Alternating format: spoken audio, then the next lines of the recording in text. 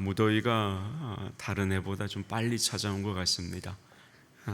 무척이나 더운 날들인데 우리 성도님들 무더위 속에서도 강건하시기를 주님의 이름으로 축복합니다. 아멘. 오늘도 예배의 자리를 지켜주셔서 감사합니다. 하나님의 은혜와 자비와 평강이 우리 성도님들과 함께 하시기를 주님의 이름으로 축복합니다. 아멘. 하나님처럼 사랑이라는 제목을 가지고 말씀을 좀 나누겠습니다. 제가 지난 시간에 구원이라는 것은 단순히 예수 믿고 천국 가는 것이 아니다, 이렇게 말씀을 드렸습니다. 그러면 성경이 말하는 구원은 뭐냐? 쉽게 우리가 사용하는 신앙적인 표현으로 말씀을 드리자면 우리가 하나님처럼 되는 겁니다. 우리가 하나님의 형상을 닮아가는 겁니다. 하나님처럼, 예수님처럼 우리가 되는 것입니다. 그러니까 하나님은 이 세상을 살면서부터 하나님을 닮아가는 것 자체를 구원으로 보고 계신다는 사실이죠. 그러니까 우리는 늘 하나님을 닮아가야 하는 그리스도인임을 절대로 잊어서는 아니 됩니다. 왜입니까? 그게 우리에게는 구원이기 때문입니다. 그런데 그 하나님께서 오늘 본문 말씀을 보면 뭐라고 하시느냐? 너희 원수를 사랑하라. 너희를 박해하는 자를 위해서 기도하라. 이렇게 말씀하신다는 것이죠. 그렇게 될 때 오늘 48절에 45절에 이야기되는 것처럼 너희가 이같이 한즉 하늘에 계신 너희 아버지의 아들이 될 것이다, 이렇게 말씀합니다. 우리가 원수를 사랑하고 나를 박해하는 자를 위해 기도하게 될 때 하나님 아버지의 아들이, 하나님 아버지의 자녀가 될 수 있다라는 겁니다. 그런데 여러분, 여기서 말하는 원수는 누구인가? 우리가 흔히 막연하게 생각하는 악인이 아닙니다. 본문에서 말하는 원수, 그 원수는 누구냐면 나를 직접적으로 박해하는 사람, 나를 못살게 구는 사람, 그 사람 때문에 내가 직접 피해를 보았던 상대, 그래서 그 사람에 대한 미움과 분노가 여전히 내 가슴 속에 쌓여 있는 대상, 그 사람을 원수라고 그러는 겁니다. 막연한 악인이 아니라 나와 직접적으로 삶 속에서 나를 괴롭히는 사람을 이야기하는 겁니다. 그런데 그 원수를 하나님이 사랑하라고 말씀하시는 거죠. 나를 박해하는 그 사람을 위해서 기도하라고 말씀하시는 겁니다. 어때요? 이 말씀을 들으면 부담스럽죠. 그런데 우리만 부담스러웠던 게 아니라 유대인들, 특별히 예수님께서 활동하시던 당시 바리새인들도 마찬가지였다라는 겁니다. 하나님께서 레위기 19장 18절에서 내 이웃을 사랑하기를 내 자신과 같이 사랑하라 말씀하셨는데, 예수님 당시에 종교 지도자였던 이 바리새인들은 내 자신과 같이라는 표현을 빼버리고 그냥 내 이웃을 사랑하라 이렇게 가르쳤다는 겁니다. 부담되니까. 뿐만 아닙니다. 원수를 갚지 말라는 말, 다시 말해 내 원수를 사랑하라는 말도 다른 표현으로 고쳐서 가르쳤다는 겁니다. 그게 뭐냐? 네 원수는 미워해도 괜찮다. 이 말로 바꿔치기 해서 당시 사람들을 가르쳤다는 겁니다. 무슨 말이에요? 하나님의 그 가르침, 원수를 사랑하라는 그 가르침이 부담되니까 그 하나님의 말씀을 왜곡해서 받아들이고 당시 사람들에게 전했다, 이 말입니다. 그런데 우리도 이런 실수를 범하게 된다는 거죠. 말씀드렸듯이 나를 못살게 굴고 나를 박해하는 사람을 내가 정말로 사랑할 수 없을 때 우리는 이 하나님의 말씀에 순종하지 못하게 되는 거죠. 그러니 그 말씀에 순종하지 못하게 되는 이 하나님의 말씀이 부담스러우니 우리도 그거는 그냥 하나님이 우리한테 들어라고 하시는 말씀이겠지. 내가 내 원수 사랑하지 않아도 그럼에도 하나님은 나를 용서하시겠지. 그렇게 이 말씀을 받아들일 수가 있다는 겁니다. 그런데 그렇게 되면 여러분, 우리는 예수님 당시에 이 바리새인들하고 똑같은 사람들이 되어버리는 겁니다. 하나님의 말씀을 왜곡해서 내 입장에서 곡해하는 사람들, 말씀을 하나님의 말씀 그대로 받아들이거나 순종하지 않고 그걸 내 생각대로 바꾸어서 받아들이는 죄를 범할 수가 있다라는 것이죠. 그래서 이제 예수님께서는 그 바리새인들의 가르침을 정확하게 바로잡아 주시는 겁니다. 오늘 말씀들을 통해서. 그러면서 이제 그런 원수를 사랑할 수 있는 하나님의 사랑에 대해서 오늘 본문은 우리에게 가르치죠. 그 하나님의 사랑이 뭐냐? 바로 그 사랑이 45절에 이야기한 것처럼 하나님께서 해를 악인과 선인 모두에게 비춰주시는 것, 비를 의로운 자나 불의한 자 모두에게 내려주시는 것, 그런 사랑으로 원수를 사랑하라고 가르치고 있다는 겁니다.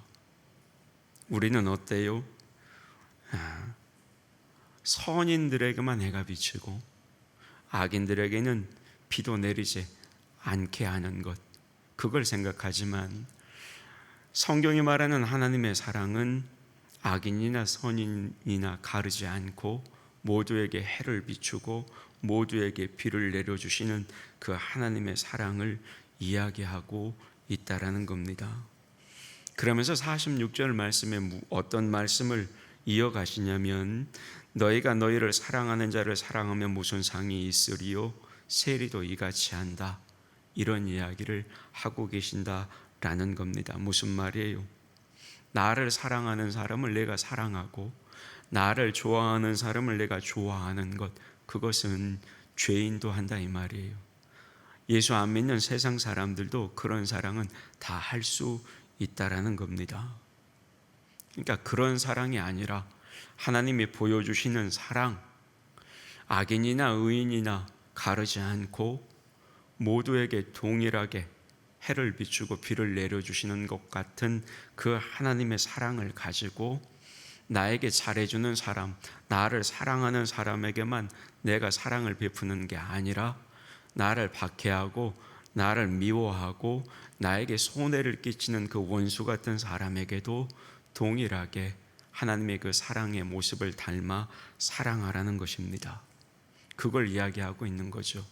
그리고 우리는 그 하나님의 사랑을 어떤 사랑이라고 이야기하냐면 아가페 사랑이라고 이야기하는 거죠. 아가페 사랑은 뭡니까? 죄로 말미암아 우리가 하나님과 원수가 되었을 때 원수된 우리를 위해서 하나님께서 하나밖에 없는 독생자 아들을 이 땅에 보내시고 십자가 위에서 죽게 하심으로 말미암아 원수된 우리를 사랑해 주셨던 그 사랑, 그 아가페 사랑을 이야기하고 있는 거죠. 이 같은 사랑으로 원수를 사랑하게 될 때 우리가 하나님을 닮은 하나님의 자녀, 아버지의 아들, 아버지의 딸이 된다라고 말씀하고 있다라는 겁니다. 그러니까 그렇게 될 때 우리가 구원을 이루게 된다는 거죠, 사실. 그냥 단순하게 예수 믿고 천국 가는 게 아니라 이 땅에서 여러분 그 하나님의 아가페 사랑을 가지고 나를 괴롭히는 원수까지도 사랑하게 될 때 그것이 바로 하나님의 형상을 닮아가는 것이 되는 것이고 그것이 바로 우리의 구원을 완성하게 하는 밑거름이 된다라고 말씀하고 있는 겁니다. 그리고 그렇게 이제 45절에서 아버지처럼 된다, 아버지를 닮는 자가 된다, 이 말을 48절에서는 어떻게 이야기하고 있느냐? 48절 같이 보겠습니다. 48절 성경을 통해서 함께 보겠습니다. 시작. 그러므로 하늘에 계신 너희 아버지의 온전하심과 같이 너희도 온전하라. 아멘. 우리가 그렇게 사랑을 가지고 원수를 사랑하게 될 때 우리가 어떻게 된다고요? 온전하게 된다고요. 여러분, 여기서 온전하다는 말은 헬라어로 텔레이오스입니다. 그런데 이 텔레이오스의 명사는 뭐냐면 텔로스입니다. 그러니까 텔로스의 뜻이 뭐냐면 목적, 목표, 끝이라는 뜻을 가지고 있습니다. 이 텔로스의 형용사형인 텔로이오스는 그러면 무슨 뜻이 되냐면 목적에 맞는, 목표에 이르는, 이런 뜻이 되는 겁니다. 자, 그러면 여러분, 하나님께서 우리에게 자기처럼 온전하라고 하시는 말씀은 어떤 의미예요? 다름 아니라 하나님께서 우리를 처음 창조하실 때 가지고 계셨던 그 목적, 그 목적에 부합되는 사람이 되라는 의미가 담겨 있는 겁니다. 여러분, 창세기 1장 27절의 말씀을 보면 뭐라고 기록해요? 하나님께서 자기 형상 곧 하나님의 형상대로 사람을 창조하시되 남자와 여자를 창조하셨다, 이렇게 기록합니다. 여러분, 이 말씀에 기록된 목적은 뭐냐면 우리가 하나님과 똑같이 닮은 존재가 되라는 겁니다. 하나님의 형상을 닮게 만드셨으니 그 형상을 회복하라, 이 말입니다. 그런데 어때요? 하나님의 형상을 닮은 우리가 죄를 범하게 되었고 결국 그 형상이 파괴되어 버린 겁니다. 그런데 이제 그렇게 하나님의 형상이 파괴된 꼴을 하나님께서 안타까워하신 거죠. 그래서 하나밖에 없는 아들을 우리 가운데 보내주셨습니다. 그래서 다시 그 아들을 믿음으로 말미암아 하나님의 형상을 회복할 수 있는 길을 열어주신 겁니다. 그게 뭐라고요? 구원이라고요. 따라서 여러분, 우리가 예수님처럼 또는 하나님처럼 온전한 자가 되기 위해서는 하나님께서 사랑하신 것처럼 사랑해야 하는 겁니다. 하나님께서 사랑하신 사랑이 뭐예요? 원수된 우리를 위해서 독생자 아들을 보내셨다고요. 죄로 말미암아 하나님과의 관계가 끊어져 버린 우리, 원수되어져 버린 우리를 위해서 결국 하나님이 독생자를 보내신 거죠. 그 사랑으로 말미암아 우리도 우리의 원수들을 사랑할 수 있어야 한다라는 겁니다. 여러분, 우리는 어떻게 생각하느냐? 천국에 가면 이 사랑을 실천할 수 있을 것이다, 이렇게 생각합니다. 그런데 여러분, 아니에요. 천국에 가면 이 사랑을 실천할 수 있는 원수가 없어요, 거기에는. 그렇죠? 천국에는 우리를 핍박하는 자도 없고 우리에게 손해를 끼치는 자도 더 이상 없단 말이에요. 그래서 더 이상 천국에서는 하나님처럼 사랑할 대상이 없어요. 그래서 우리는 이 세상에서 하나님의 이 사랑을 실천할 수 있어야 하는 겁니다. 그런데 사실 저를 비롯한 한국교회 성도들은 우리가 온전하게 되고 영화롭게 되는 것은 천국에 들어가서야 비로소 가능하다, 이렇게 배웠습니다. 반면에 이 세상에 있을 동안에 우리가 하나님을 닮아 하나님처럼 사는 것이 얼마나 중요한 것인가에 대해서는 깊이 있게 배우지를 못했습니다. 그런데 죄송합니다, 목회자로서 그건 잘못 가르치고 그건 잘못 배운 겁니다. 물론 여러분, 천국에 들어가면 모든 게 온전하고 영화롭게 되는 건 맞는 이야기입니다.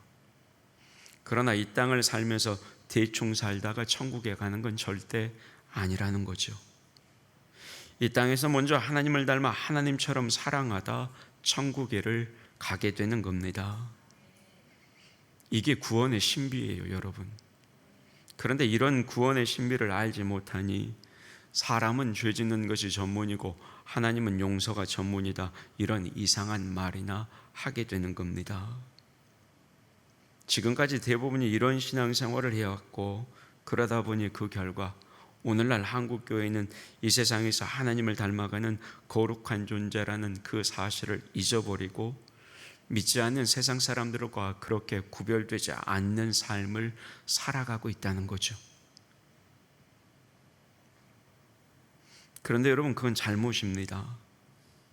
구원은 우리가 이 세상에서 있을 때부터 하나님처럼 되는 겁니다. 기억하셔야 됩니다. 하나님의 원수를 사랑하셨기 때문에 우리도 원수를 사랑해야 하는 겁니다. 그래서 때로는 원수가 굶주리는 것을 보면 먹는 걸 가져다 주어야 하는 거고, 원수가 목마르는 것을 보면 마실 물도 가져다 주어야 하는 것이고, 원수라도 그 사람을 위해서 기도해 주어야 하는 겁니다. 원수기 때문에 그들을 미워하고 원수 갚겠다는 생각을 하면 여러분, 안 되는 거예요. 그거는 구원을 깨는 겁니다.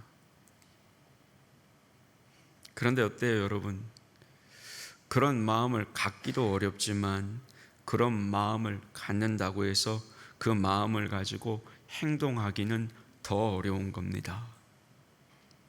따라서 여러분, 그걸 우리 머릿속에 넣어두기만 하면 안 돼요. 오늘처럼 이 말씀을 살펴보고 들어서 알고만 있으면 안 된다고요. 결국 어떻게 해야 되는 거예요? 하나님의 말씀에 이것을 우리에게 명령하시니 그 말씀에 순종하려는 의지를 가지고 움직여야 된다는 겁니다. 어때요? 원수라도 하나님이 사랑하라고 하셨으니까, 하나님의 말씀이니까 그 말씀에 순종해야 하는 의무가 있는 거죠. 책임이. 그래서 우리는 의지를 가지고 그 말씀에 순종하기 위해서 행동해야 하는 겁니다.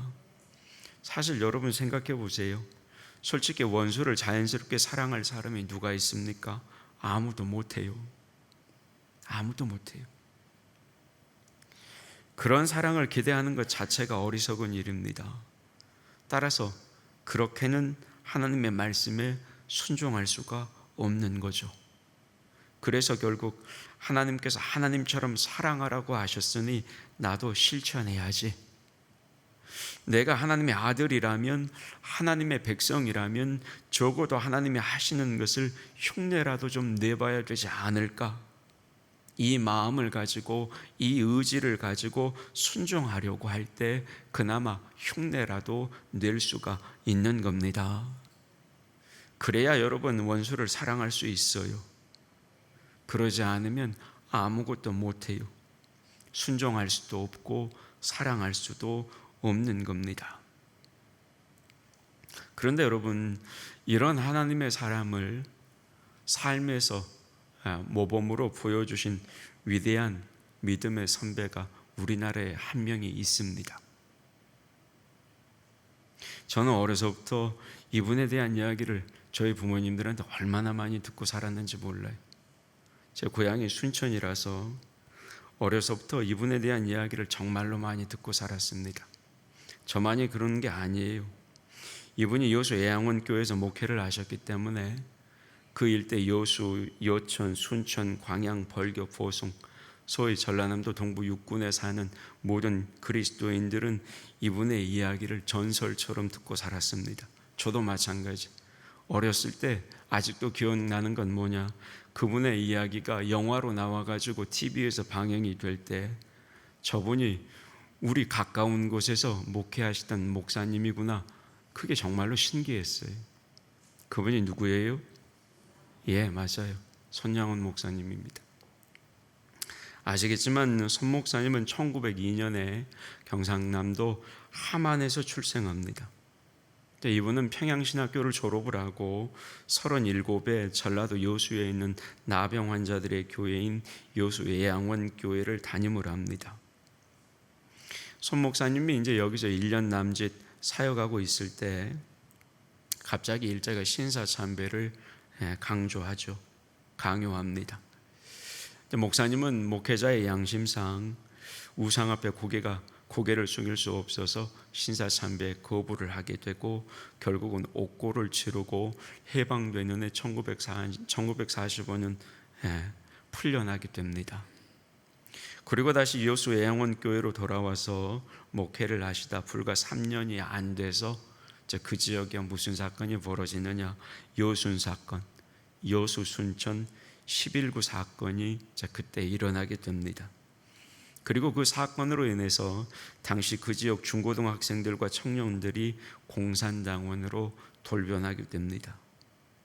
그리고 이 과정에서 평소에 예수 믿는다고 안이 꼽게 생각하던 고등학생 하나가 당시 고등학생이었던 손 목사님의 큰아들 손동인 군, 그리고 중학생이었던 동생 손동신 군을 끌고 가서 구타와 고문을 하게 되고, 예수 안 믿겠다고 하면 놓아주겠고 예수 믿겠다고 하면 죽이겠다 협박을 하게 됩니다. 손 목사님의 이 두 아들이 결국 예수님을 포기할 수 없다고 하자 끌고 가서 총살을 시켜버리죠.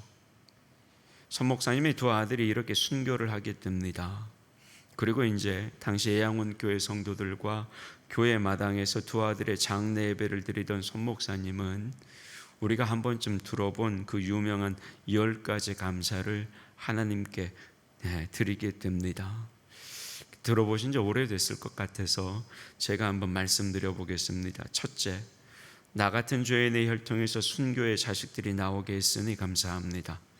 둘째, 많은 성도 가운데 이런 귀한 보배 같은 아들들을 나에게 맡겨주신 것을 감사합니다. 셋째, 삼남 삼녀 중 가장 아름다운 두 아들을 바치게 되었으니 감사합니다. 넷째, 하나들의 순교도 귀하다 하거늘 두 아들이 순교를 했으니 감사합니다.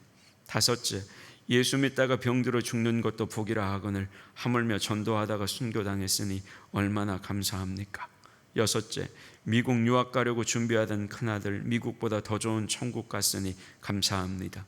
일곱째, 나의 사랑하는 두 아들을 총살한 원수를 회개시켜 내 아들 삼고자 하는 사랑의 마음을 일으켜 주시니 감사합니다.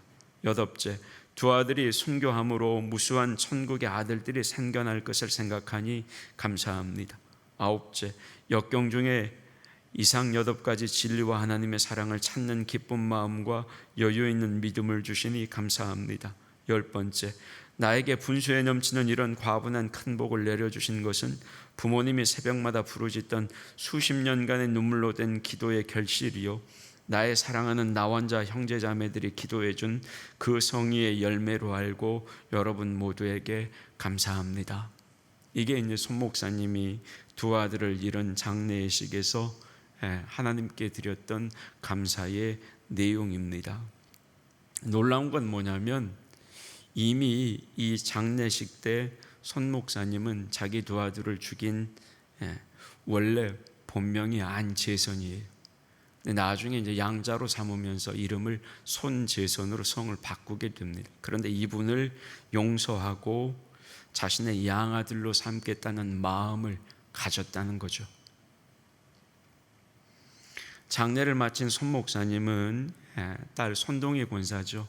그 손동희 권사에게 이 안재선 씨를 양자 삼겠다고 이야기를 합니다. 당연히 반대하지 않겠습니까? 그럼에도 딸을 설득하고 결국 형 집행에 있던 이 안재선 씨를 구해냅니다. 살려내요. 그리고 양자를 삼게 됩니다. 그 일이 있은 후에 2년이 채 안 돼서 유교가 발발하죠. 그리고 이제 그때 공산당이 전라도까지 휩쓸고 내려오게 됩니다. 그리고 손양원 목사님이 거기서 잡히게 되고 결국 목사라는 말에 과수원에서 손 목사님도 총살을 당합니다. 손동희 권사님이 쓴 그 아버지 일대기를 써놓은 책을 읽어보면 그 전날 밤에 손 목사님이 자신이 섬기던 애양원교회 집사님에게 잡혀있던 집사님에게 이런 말을 했다고 그래요. 지난밤에 내 아들 동인이 동신이가 내 눈앞에 나타난 걸 보니 아마 하나님께서 나를 부르시려나 봅니다. 이 말을 하고 목사님은 이제 다음 날 순교하셨습니다. 그래서 이제 안재선이라는 이분은 손재선이 되었고 새 사람이 되었고 나이가 들어서는 아파트 관리를 하시다가 세상을 떠나셨습니다.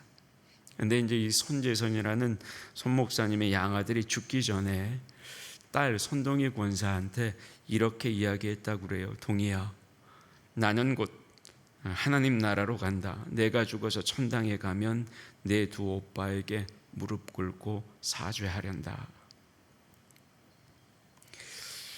여러분, 사실 이제 이런 게 손 목사님이 되니까 가능하지 우리는 안 된다, 이렇게 생각할 수 있습니다.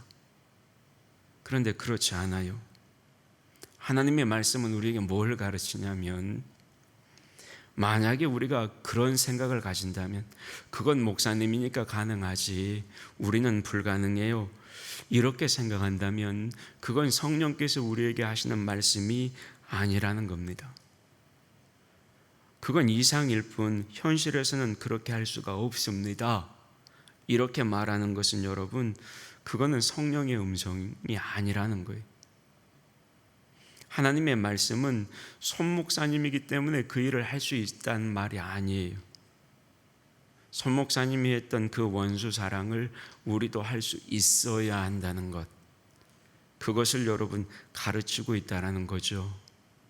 그런 마음이 들어야 그게 바로 성령께서 우리에게 하시는 말씀이라는 것입니다. 이게 오늘 본문이 우리에게 가르치시는 진리예요. 누군가만 하는 것이 아니라 여기 있는 우리 모두가 할 수 있어야 한다는 것이죠. 원수를 사랑하는 것, 그 원수를 위해서 기도하는 것,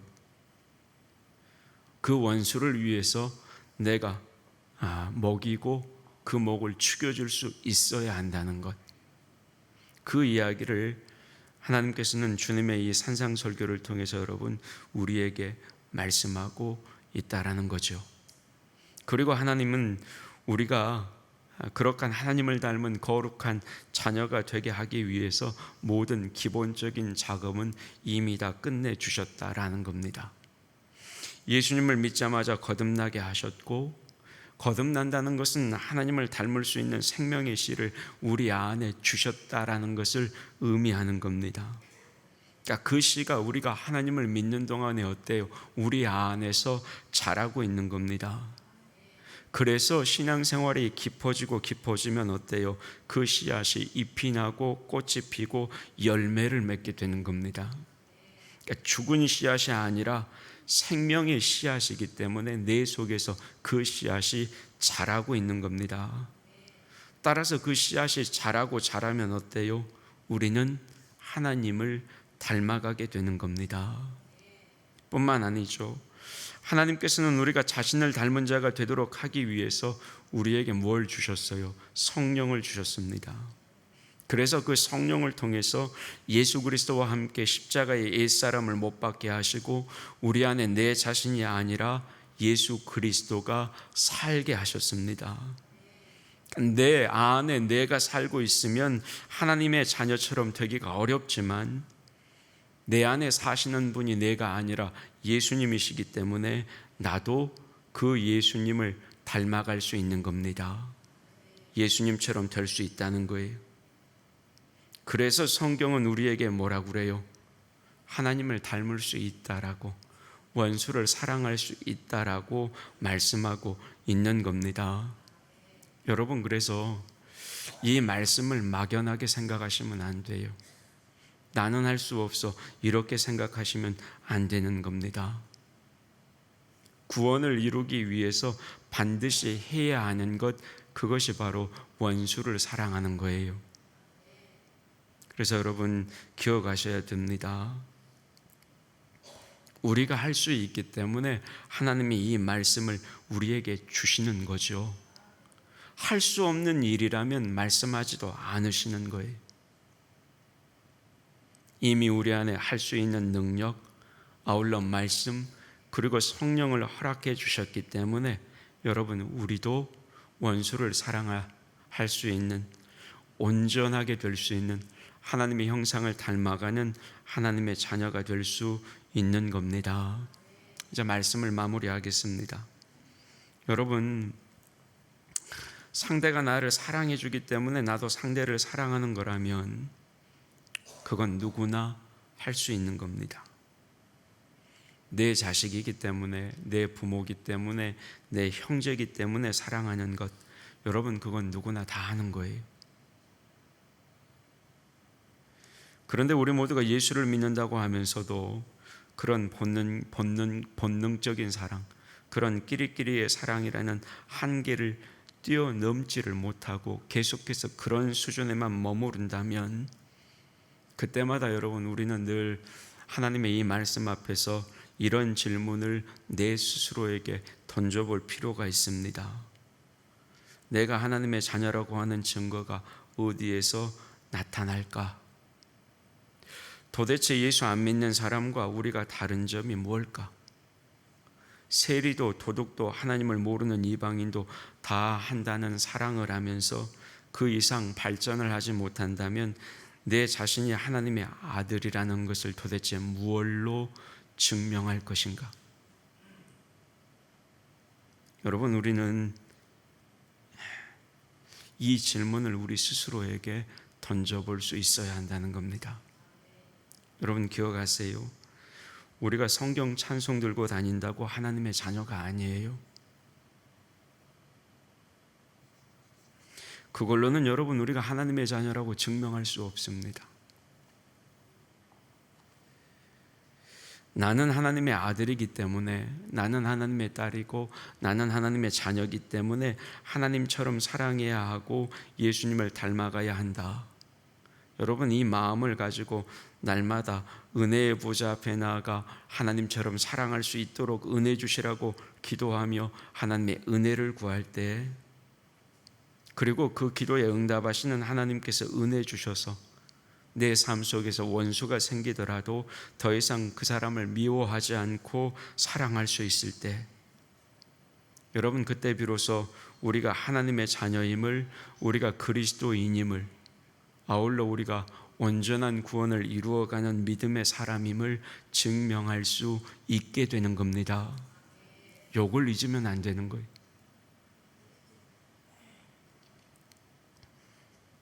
손영환 목사님만 이 말씀을 실천할 수 있는 게 아니라고요. 결국 여기 앉아있는 우리도 할 수 있다는 것이고 해야만 된다는 겁니다.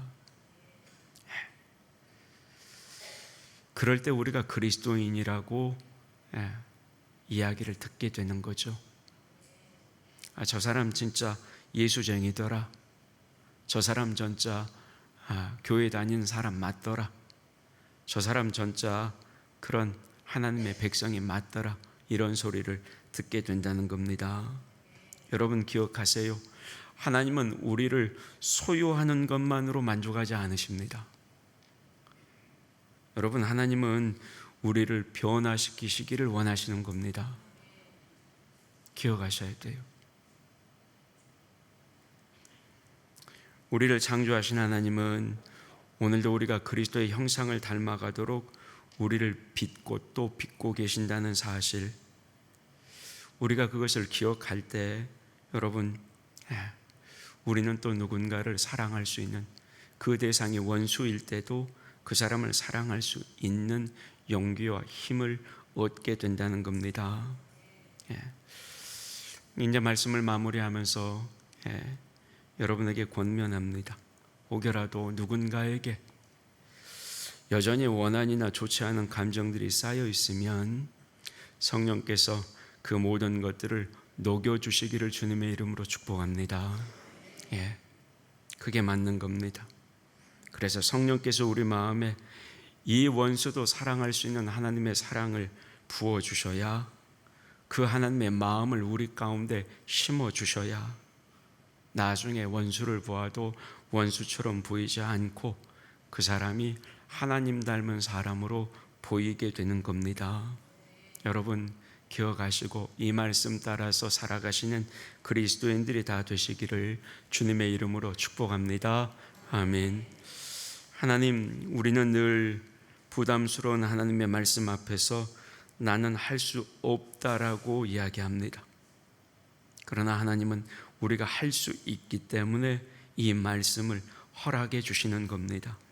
하나님, 때로는 원수를 사랑한다는 것이 참 어려운 일이지만 그럼에도 그 원수라도 우리 하나님처럼 사랑하고 미워하지 않고 품어줄 수 있는 그런 하나님의 자녀가 되어서 내가 하나님 닮은 형상임을, 내가 온전한 하나님의 자녀임을, 아울러 그 구원을 아름답게 이루어가는 하나님의 백성임을 증명하게 하여 주시옵소서. 하나님 기도합니다.